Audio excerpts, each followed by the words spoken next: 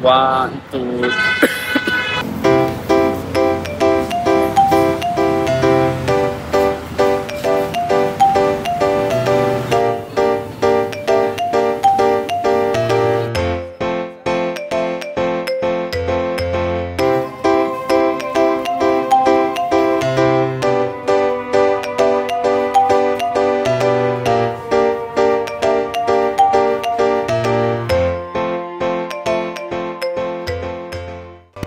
Hi guys, we are here at the Victory Monument. It's my Bangkok, Thailand, and we were going to find some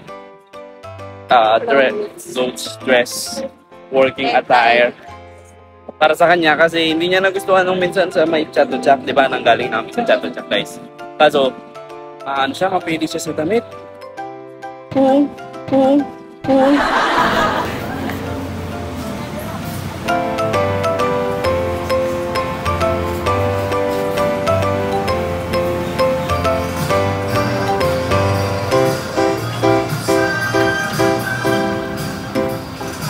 So guys, hahanapin muna namin yung ATM machine kasi hindi pala. Oo. Ay basta. Kasi wala na akong cash. Magwi-withdraw muna siya. Diba? Ay pa-withdraw na yan guys. Punta lang ako lang kapera-pera.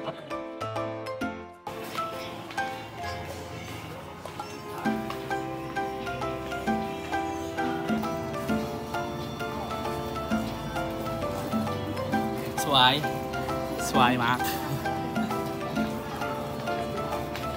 So, nabudol lang ah. At tagal natin. Nabudol na nga. Kailangan niya kasi ng mga pang-tie na damit kasi actually kahit sa school namin required kami kapag Friday dapat tie yung attire namin. Kasi ganun din yung mga bata. Ako pasaway ako. Jogging pants. Bibili na lang yan siya ng blouse kasi palda yung nabili niya. I think mas nakasave siya ng more kesa dun sa dress yung bibili niya. Right? Sa makeup.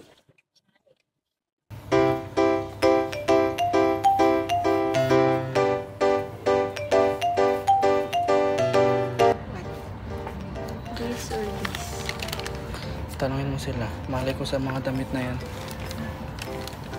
Ito kasi pwede ito dun sa red. Nagtatanong siya sa akin Pwede kung siya dun sa red. bagay ba. Alam niya naman kami lang yung bagay. Uy!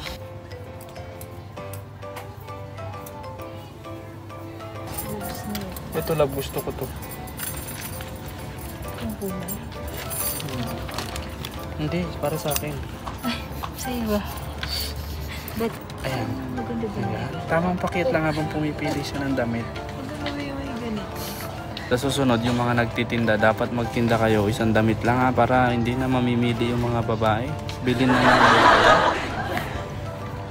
Ang daming nakasabit dito, hindi tuloy siya makapag-decide. But feeling ko bagay mo to. Pero dapat ganito lang kalaki yung ulo mo. At ayan na nga po ang nag-shopping.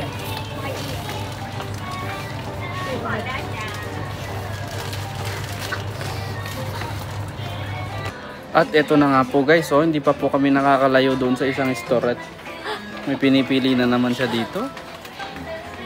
Tinatanong niya sa akin kung ano daw magandang kulay ng bra. Malay ko sa mga bra-bra niya. Tinanong ko ba sa'yo kung magandang kulay ng brief? Pakiulit nga. May sinabi siya guys, pakiulit nga. Tara, libre kita. Tara. Let's go.